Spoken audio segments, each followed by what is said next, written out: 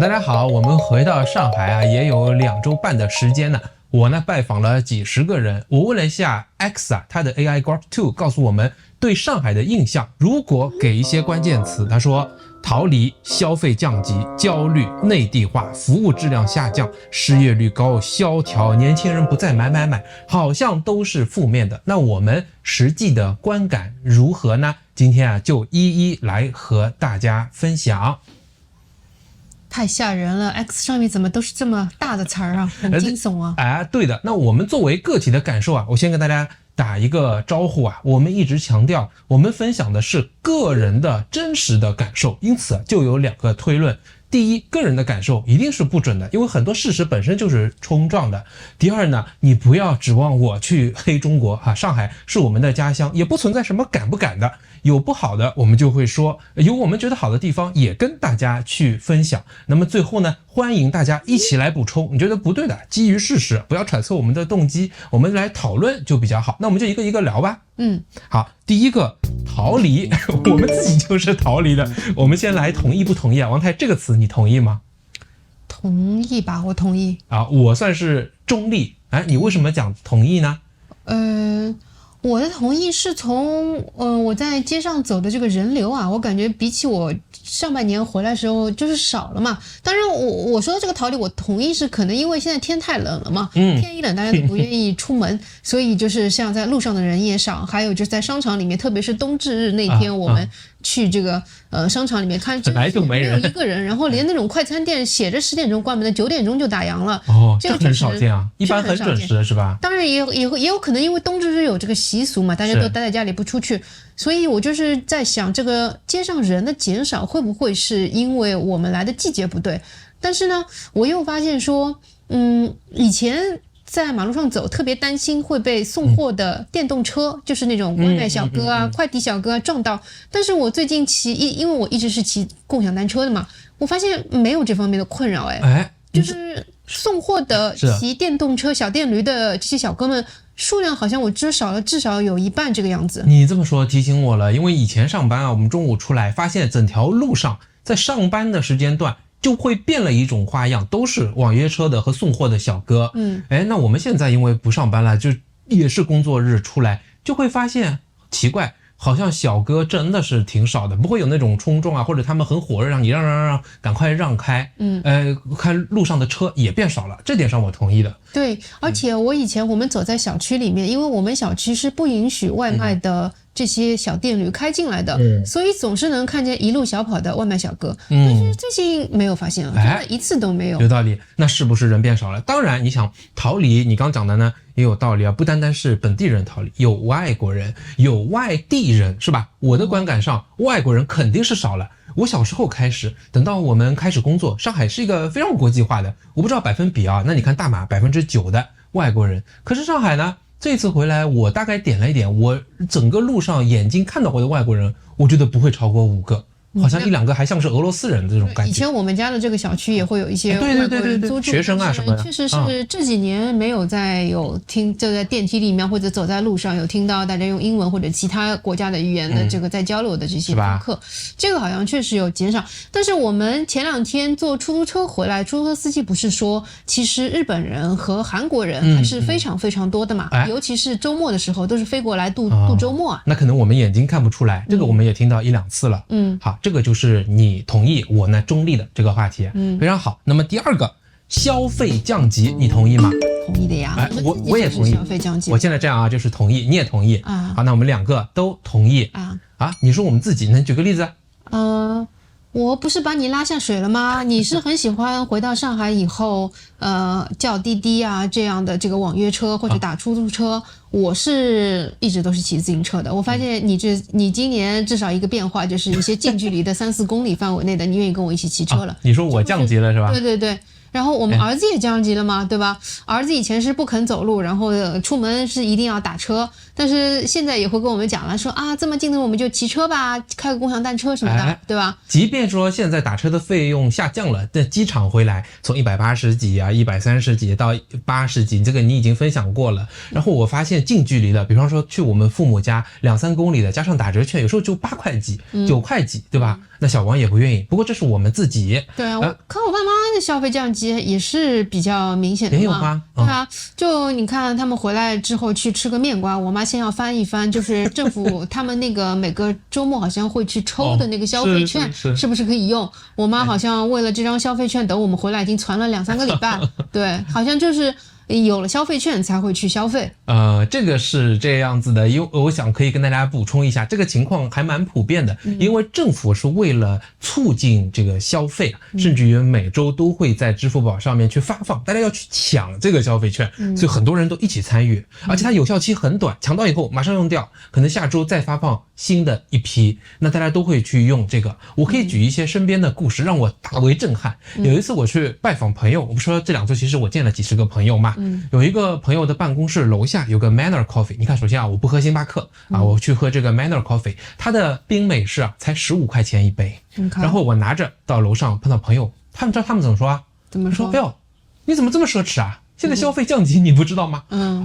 我说你看这杯咖啡才15块钱哎，星巴克要30几块钱哎，那他们说我们是怎么喝的？说首先我们自带杯便宜5块钱，第二呢，他说我们就买一个 espresso 意式的。所以就说我们就花5块钱买一杯咖啡，回到办公室自己兑水，把它兑成一杯美式来喝。他说你看我们花5块，你花15块。我还有个朋友你也认识的，他告诉我说以前开车从来不注意的，现在他说我开始看那个透了，就看过路费是多少了啊。好吧他现在就是这样跟我讲，所以他们跟我还举了很多例子，说坐飞机变少啦。你看现在吉祥航空从这个上海啊国内这些航线飞到槟城的有288元的次卡。在国内他说很少坐飞机的，大家都会去抢火车票。不过我知道这跟你的感觉有点不相同，你感觉火车上人也不多。对。就我以前负责订火车票的时候，我发现我们经常去的什么扬州啊、杭州啊这个方向的，机票这个火车票是很热门的，就你一定是要，我们是提前15天可以买票嘛，要掐着这个点去买，不然的话一些车次是完全买不到的。可我们现在就是说走就走的旅行，我就提前1-2天然后订票，这些以前很难买的班次全部都可以买得到。并且呢，你改签也很方便。以前改签我们基本上都得是站着的站票，对吧？现在都是坐票，而且我们上了车之后，你就会发现说，以前很少看到的高铁车厢里面有空座，这才是挺多的。那是蛮大的变化。对，而且你要想，我们去出游都是年底，然后都是一些这个周末的，就是传统的所谓客流高峰节假日啊，对，这怎么会这样？在大家的日常花销上啊，我就发现。大家好像花了更少的钱能够获得原先一样的品质，这也难怪解释我从半年前看 Numbeo 这个网站就发现，上海的消费在收缩。你看上海最新发布的11月份的社会零售总额，只要是吃穿用和一些简单的耐用品下降了13.5%，比之前整个上半年下降30%几，非常非常 significant。我就发现呢，比方说我们朋友请我吃饭，7-8个人一个西式简餐，在静安寺非常好的地方。他会把这个店造得很大，一半用于酒吧，一半用于大家吃饭聚餐，然后这样呢人就很满，他每样菜都很便宜，这花不了多少钱，大家就可以吃7-8个人吃上一顿，在晚上年轻人聚会，里面非常热闹。以前这样的店在静安寺不敢想象的，我这里面店都很贵的。我跟他们说旁边那家店，就我以前吃那种法式卷饼的，8块钱一位，那一张饼就是法式卷饼，但那个就很便宜，因为我看到每样菜的价格了。所以我就觉得说，好像这种东西还蛮多的，大家在网上点的零食啦，各种创意的小食啊，这些主食的这些打折的东西让我感到你总是能够花更少的钱获得一样的品质体现在这个方面。我觉得餐饮的，你说餐饮的这种内卷确实是我也感同身受就我们之前 community 也说，回到上海我点了一顿外卖，这个比起我们6月份回来的那个半年之前，价格就下降了将近10块人民币嘛。是。结果这个还没完，你知道吗？我们因为总爱点这一家的这个是又椒盐牛蛙，结果我们就超过3次之后，他给我了一张20块钱的这个立减券，你知道吗？然后我以50几块的价格又点了一份，就想把你变成常客，没想到我们是离开上海前最后一顿了。哇，对，所以我就想，哇，这是商家主动的，他就已经你买了，他给你默默的统计次数，然后你到了第4次消费，给你有立减20块钱，这个是实打实的。那我们可能以前会觉得商家会玩一些小把戏嘛，价格便宜了，然后品质缩水了。但是我想说的就是，我们的这个一直点的椒盐牛蛙，这半年来我们没有什么缩水，还是那么多啊。但是各种各样的打折券变多了，总体价格就便宜了。对啊，其实对我来说的话，我在生鲜网站上面就是自己买菜做饭，因为我们回来这一段时间，我也有很明显的感受。我们这种以前不舍得买肋排，就是猪排骨里面最好的部位的，我经常可以用以前买那种很差劲部位的排骨的价格买到上好的猪肋排，你知道吗？对。然后还有不止一个朋友跟我们说，他买菜牛肉、羊肉、海鲜下降了。我看群里的这个评论啊，就是我们的 YouTube 评论，很多人还不同意啊。但事实上我们自己看到的也是菜和肉确实比较便宜嘛。对，我觉得他现在是商家用各种各样的理由，他在给你打折，因为他在晚上7点就开始说，各大生鲜网站晚上开始每过1个小时就折扣会再多 10%。就是大家都已经知道了，从7点开始就是去买菜。明白。所以很多人看 list price 看不出来，有可能那2个都成立了。对。好，我记得你还提到过你在淘宝买东西感觉比原先便宜了，是吧？你看我做的小抄啊，我记下来，是这样吗？是啊。介绍一下。就因为有一些是刚需的用品，每年都会要买嘛，你就会发现说怎么一年比一年便宜。我只有一款产品是确实好像比我4-5年前买了要贵了，但是大部分就是维持原价，每一年都是这个价格。明白。但是呢，你会发现说维持同样价格的话，赠品比原来增多了，所以你拿到手回去，哇，好划算，就是赚到了，你知道吗？就是给你满满的获得感。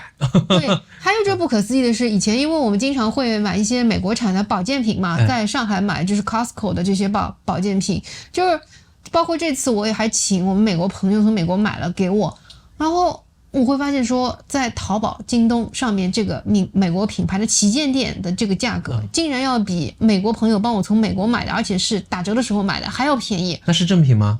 我觉得应该是正品，就这么大的淘宝的旗舰店，不至于这样去制假售假吧？而且我收到的话，确实是我的包裹里面是美国仓库发出来的。OK， 所以这只是消费降级。那么顺带讲一讲所谓中产返贫呢，也就是有很多人掉出了这个阶层，因为他在原先这个阶层下面，所以大家有一些中产称自己叫中产返贫啊，这也是现在很火的一个术语，想让大家知道一下啊。那我们再来消费降级，我们2个都同意。在下面一个议题叫做焦虑，这个你同意吗？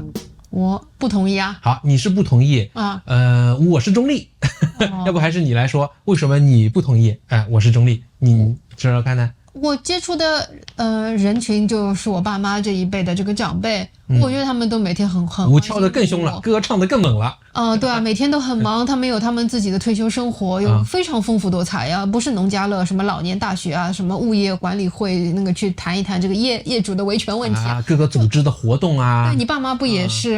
如果他们想农家乐，对，就你觉得这老年人过得挺滋润的，退休工资是花不完的，对不对？然后还有一些他们人均都是几套房，还有这个房租的收入，真的是过得很滋润嘛。而且他们的退休金其实很高，因为他们在他们那个年代，因为中国是很后面才实施了小几十年的这种社保的制度，他们没有缴纳多少，但他们拿到退休金其实很多的。对啊，是吧？对啊，大概是多少？你跟大家透露一下。我像普通的工人来说，现在据说今年退休的60周岁的可以拿到1万多了，1万多人民币啊。哇，你看这个对一个不工作的、平时生活相对花销就不那么大的老年人来说，只要除了生病那还是非常非常舒适的用来生活，对吧？在上海，所以我看到的老年人群都是钱用不完。所以有些经济学家，当然我觉得这话不太好听，他们说叫生龙活虎的老年人那为什么我是中立呢？是因为还有一句话叫做生无可恋的中年人。我中年人这一波的朋友我没有什么接触我的这些同事朋友嘛，都是，我是觉得呢，他们的压力来自于什么呢？一个就是小孩的教育，每个人当然他是否去寻求出路，像我们这样出去不一定大部分是不会，那他们都会抱怨小孩子实在太苦了，实在太忙了。像我也在跟美大师的访谈当中，就拿一个同事正常的5年级的公立学校的学生周末2天排满，还不包括兴趣的，都是学校的作业拖到周末2天全部排满。我还有个朋友也是的，他也在一家公立的这个初中，他甚至于要给他的儿子降班，因为他在那个好班嘛被分到，他觉得儿子排在末尾实在太累太苦了，他也没那么多时间给他，他要求跟老师说能不能给我们就换到中等的班就好了。但是我跟你说，就是这个东西也让我觉得，我们看到是不是平行宇宙？因为前2天我看到很有可能啊，我说事实有可能冲撞嘛。上海的这个精神卫生中心，就是上海最权威的精神还有抑郁方面疾病的这样一个权威医疗机构的院长出来，就是驳斥嘛，说这个联合国最近发了一个通知说，就青少年的抑郁症比率是很高的，20-30%嘛。然后他就是斥责说，我们上海包括中国的青少年群体，他的抑郁症的发病率是非常低的，是2%到3%左右。就是他出来否认说这是一个非常严重的问题，但是我没有听到一些教育界的从业者，特别是公立体系的朋友们，他们会跟我们讲说，在上海的中小学里面，特别是中学阶段，就是自杀的。每年都有，而且现在就是捂住不报，就怕这个事情会传染蔓延嘛。对，那么数据真实其实始终是中国的一个问题。就我不太清楚到底是怎么样。我们可以直言不讳的说，至少我觉得，数据的真实性在中国总是要打一个问号。我讲焦虑呢，还有一点来自于什么？就是在我这个所接触的行业半导体行业、科技行业，当然我以前也做过汽车行业的这个招聘的服务。你知道最近上汽大众关闭了。然后像半导体行业很多设计公司继续在裁员，在2022年末开始，2023年、2024年都在裁员。其实大家都是一种噤若寒蝉，不太敢再随便动随便跳，工资的涨幅也相对是非常有限的，是这样的一个状态。就是他们工作的。我以前曾经服务的这个法律行业怎么样呢？就是最近这4-5年间吧，那个外国律师事务所驻中国的这个代表处关的真的是没有剩几个了，应该是这样讲，是没有剩几个了。然后我经常关注的一些法律公众号里面，就是讲到头部的一些中国的顶尖的律师事务所动薪裁员这个变相的就是不涨薪也是非常多。但是我不太敢去问我那些从业者朋友，我怕给他们雪上加霜。好，那这个就是焦虑了，大家大概会知道青年中年、老年的状态。王太反对，我是中立。对，我反对还有一个理由，就是我们一直去的那一家咖啡馆里面是消费主力都是20-30岁的年轻人，我觉得他们都是非常 love and peace， 还是像以往一样，而且我们这家咖啡店的生意更好嘞，完全没有什么萧条的情况局部是的，真的是一杯连着一杯，真的生意太好了。而且我们每次回去都会去那里，我们以前也分享过2回，素质特别高，里面这家这个咖啡馆，其实人也是我们回到上海很重要的原因。好，关于个人的打个小广告我们还会单独来做一期，跟大家分享一下我们对家乡、对上海的感受，等我们下期的分享吧。好，那么下面一个议题，它叫做内地化。你觉得上海变得内地化吗？你同意吗？这个词我不懂，你能给我讲一讲吗？就是说没有那种独特的优势了，和内地的一般城市差不多，这个意思。有同意的部分，也有完全不同意的部分。那你就是中立是吧？我同意。你怎么说？为什么叫有同意的部分，也有不同意的部分呢？就是我觉得上海的这半年以来，我回来，我觉得市政上面的这个城市面貌、清洁程度，我觉得比上次回来6月份回来要好多了。就真的是一尘不染的感觉。所以我们也去了一些就是江苏省也是比较经济发达的无锡去了3个城市，对，扬州镇江，那个我觉得市政面貌上面来说的话，上海确实比他们好。还有就是你看这个我们用的滴滴打车、出租车的车内的整洁程度，这个也是绝对的是高于我们去的那3个小城市的吧。所以我觉得就是在这点硬件上面来看的话，你会觉得上海还是有它的这样的一个很明显的优势的，包括晚上的那个灯光确实很漂亮，对吗？但是我又不同意的就是你会发现讲说上海的这个有一个词叫沪币嘛，就是你花的同样的钱，比如说我们3公里在上海打车可能就是要17-18块人民币，最起码了嘛，起步费16块，3公里那边是10块钱。是10块钱，然后你会发现说，我生活到底是这是同一个国家吗？有道理啊。来上海你那个消费感觉是出国消费的那种感觉。有道理啊。从消费的角度确实差异是非常大的嘛。对，我说的统一呢是在于啊，就是我觉得其他城市啊也不错，因为我比较关注个人的真实感受还有生活，我觉得在那里啊也会得到不错质量的生活。比方说我们去的江苏这些小城市，就你吃的还有跟平时和人沟通的这些人情味，我是觉得挺好的。这让我感到上海也没有什么太大差别。尤其呢还有一件事情，就是我们这次回来有一个11号线在施工的时候，一个吊桥那个坍塌了，砸到了地铁，还所幸没有人员伤亡。这么大的安全事故，虽然媒体没有让报，但我要讲，让我感觉好像它是一个标志啊。包括上汽大众的关闭啊，你不得不面对，就是说上海跟其他城市，虽然它是我们心中所爱、从小生长的地方，我觉得没有差别，差不多。让我有这种感受了。好像它开始衰败，包括路上我看到的就都是年纪大的人，我真的感觉我们年纪已经很大了呀，40出头，怎么那种非常有活力的年轻人，像我们去深圳的那种感觉，看不到呢？那为啥在深圳就能看到呢？这倒也是啊。是吧？这个可能是我们就一半一半。行，那我们再来另外一个说服务质量下降，你觉得有吗？这我没什么感受啊。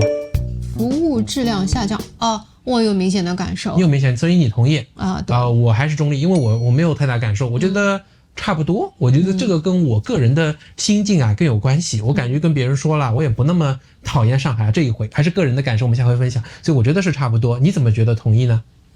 我觉得同意，就是我印象太深刻了，就是我们去的为数不多的几次在上海餐厅吃饭，就在餐厅里面发现有人在那边抽烟，这个受不了，服务员都是完全是不看的，就是也不会去主动劝阻嘛。